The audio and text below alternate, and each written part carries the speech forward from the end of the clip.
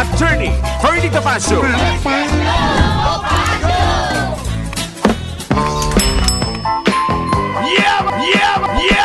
Handa naman po kami na siya ay depensahan. Sapagkat bagamat noon po 2 taon na siya ay nasa Dili sa Timor-Leste, hindi naman po kami nagpapahinga rito. Sapagkat, katulad nga ng sinasabi ko sa iba, a seasoned lawyer, ako naman ay tumanda na sa law practice, we always prepare for any contingency.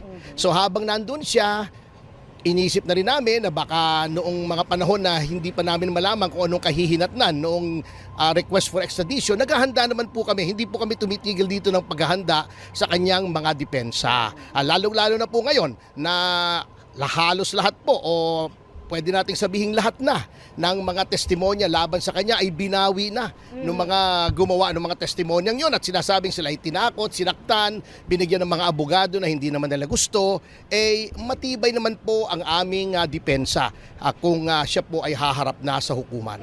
Attorney, ano pong reaksyon ng mother po niya matapos pong makitang nakaposas pati po naka-chain yung paa ni Representative Terry? Siyempre po kahit naman sinong ina mababasag po, madudurog ang puso. At yun nga po ang kanyang hinaing bakit daw ginaganon ang kanyang anak. Samantalang sa ilalim naman ng ating saligang batas ay presumed innocent na parang hinihiya. Pinapakita na nakakahiya. Hindi lang posas kasi. Kanina manakels pati paa na para naman tatakas yung kanyang anak.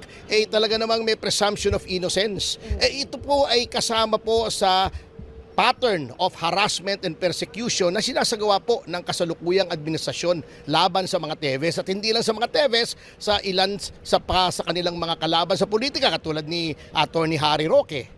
Marami po Si Pangulong Duterte ka po mismo ay ginawa rin yun Mukhang tuwan-tuwa itong administrasyon na to na sila ay nangingidnap na may muwersa na dalhin kung saan-saan ng mga tao at parang tuwan-tuwa pa sila. Baka hindi nila alam naiinis po ang taong bayan sa ginagawa nila kaya't below sea level na ang kanilang approval rating ngayon. Simula po ba nung i-arrestuhin po si Representative, nagkaroon na po ba kayo ng ugnayan o maging po nung kanyang kaanak na makausap ito? Very, very briefly lang po. Right after he was arrested, nagkausap po kami at may mga pinag-usapan po kaming confidential. Ang sabi lang niya ay ikaw nang bahala pagdating ko dyan sa Pilipinas. At kami naman po, sinubukan namin pong lahat. Kami nga po ay nalulungkot sapagkat ginrant po yung writ of habeas corpus ng hukuman ng Timor-Leste. Bukod pa po doon sa sinabing hindi pa siya dapat i-extradite sapagkat magkakaroon ng panganib sa kanyang buhay at siya ay maaring mapasailalim sa tinatawag na cruel and inhuman punishment, ay ginawa pa rin ito ng Executive Department ng Timor-Leste. Ngunit nandyan na po yan. Narito na po kami upang saluhin po siya at bigyan po siya ng the best defense. So sabi niyo, part ng harassment ng administrasyon? Opo. Anong gain ng administrasyon? Bakit siya isa-subject to harassment? Anong reason? Well, unang-una, meron ngang alita noon, di ba? Yung tungkol sa mga ibang bagay. At ngayon po, na kahiya-hiya po ang pagkatalo sa eleksyon itong administrasyon at napakababa nga ng approval rating ni Pangulong Marcos, kinakailangan po nila ng mga trophy. Ano pa yung trophy yan? Ito, unang-una, ito nga pong si Congressman Teves na ibibida nila na napabalik namin. Bagamat questionable po ang paraan ng pagkabalik. Siguro, isusunod na po nila si Attorney Harry Roque para ma-distract ang mga taong bayan sa mga patong-patong na kapalpakan katulad ng napakataas ng self-rated hunger, self-rated poverty at sa mga infrastrukturang hindi ipinag-iisipan katulad no sa EDSA. Ay, alam niyo yung San Juanico Bridge at yung EDSA na 5.9 billion ba at almost 9 billion? Yan po last 2 minutes Bakit ngayon lang gagawin? Bago, hindi pa pinag-isipan. It will cause a lot of misery to our people. Nabubulok yung mga kalakal.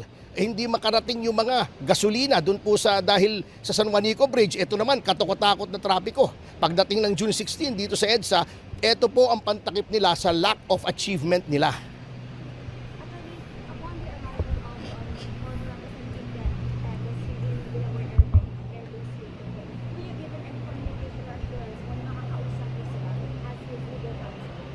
I don't need any assurance. Ang assurance ko po ay nasa batas.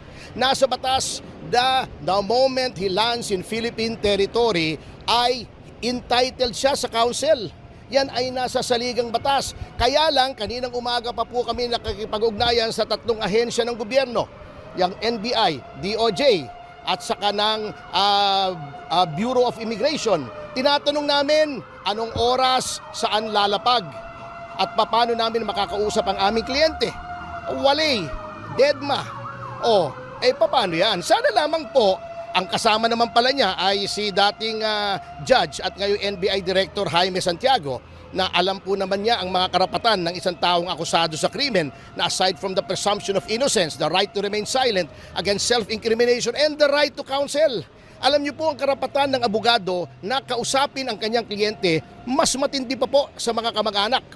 While relatives may properly be limited in their interaction with an accused person under detention, ang abogado po at any time of the day or night ay dapat bigyan ng access sa kanyang kliyente.